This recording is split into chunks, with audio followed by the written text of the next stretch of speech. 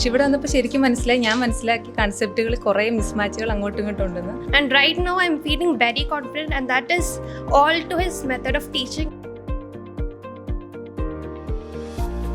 Second day വന്ന് first break കഴിഞ്ഞപ്പോൾ ഞാൻ ഭയങ്കരമായിട്ട് ഇംപ്രസ്ഡ് ആയി. ഇത്രയും നന്നായിട്ടാണ് സാർ എടുക്കുന്നത്. DT is a subject that was very far from me.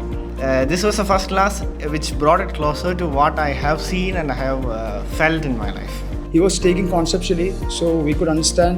He used to give every example for everything, so actually I understood what DT is. Like exam oriented ആയിട്ട് ഇതിന് മുമ്പ് ഞാനൊരു ക്ലാസ് അറ്റൻഡ് ചെയ്തിട്ടുള്ളത് കൊണ്ട് എനിക്ക് കുറേയൊക്കെ അറിയാമെന്നുള്ളൊരു ആത്മവിശ്വാസമായിരുന്നു. അപ്പോൾ ഇപ്പോൾ വന്നപ്പോൾ എനിക്ക് ഒട്ടും ബേസ് ഇല്ലാത്തതാണ് എന്നെനിക്ക് മനസ്സിലായി.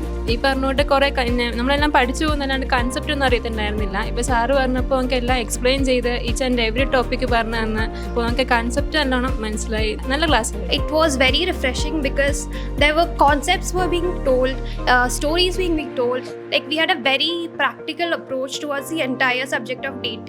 ഫസ്റ്റ് ക്ലാസ് അല്ലേ എൻ്റെ ചെയ്തത്. ഓൾറെഡി ഞാനും വേറെ ക്ലാസ് അറ്റൻഡ് ചെയ്തിട്ടുണ്ടായിരുന്നു.